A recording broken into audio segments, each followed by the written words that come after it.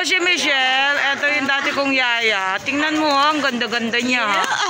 Oh, dati ginawa ko siyang... Pangit na kayo, pangit na. Ay, isa namin nun sa Ikaw Lang Ang Mamahalin sa... kasama ko si Angelica de la Cruz. O, ginawa namin siyang tindera namin. O, ngayon, gagawin ko naman siya yung tagabili. At ako yung tindera. O, di ba?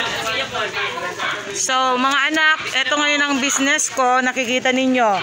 O, yan ang business ko ngayon. Diyan napunta yung aking sponsorship. Oh, yan. Sa kanya na lang malalaman kung ano pa yung interview ko. Yung interview ko bukas, okay? Sa PTV 47 AM morning show. Ano pong title? Rise and Shine Filipinas! Oh, yan. Ang tabayanan niya, 7 AM yan. Kailangan huwag na kayong matulog para live po ito, di ba? Live sa online ako. Naka-live ako doon. I-insert ko, di ba? I-insert ang mga to. Okay, so ipapakita ko sa inyo kung ano yung ginagawa ko ngayon para lang meron tayong pantawid gutom. Kailangan maghanap buhay tayo. Hindi masama maghanap buhay. Kaya yung mga tao na, di ba yaya?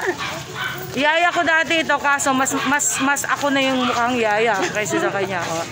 Siya na yung mukhang, alam mo sa totoo lang, mas mukha na itong doon niya sa akin, Grabe. Ikaw nga itong mas doon niya. Mas mukha ng doon niya ito. Dati yaya ko lang yan. Hating na mo. 2,000, tagal ano? Asan na yung asawa mo? Mister. Okay. Ito na. So, ayun, ito na yung chicken ko. Yeah.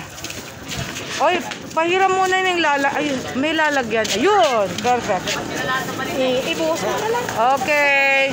So, nandito na po yung aking chicken. So, magbebenta na po ako. Kailangan makabenta ako. Otherwise, wala po akong pambili ng gamot. Gamot ni Stanley, yung anak ko. Kasi yung anak ko po, may sakit sa puso. So, kailangan po siyang mabigyan ko ng tulong, maintenance, kaya kailangan po akong gumawa ng paraan para siya ay may pagamot, bumili ng gamot, pang maintenance po niya. Yun po ngayon yung ginagawa ko, kaya ito po yung paninda ko. Ayan. Meron pa akong chicken, taghirap na po ngayon, so kahit ano na po kailangan ibenta. Kung kinakailangan pa ibenta ko, puri ko, kaso matanda na ako, wala nang bumibili. Alright. Ayan. Okay na.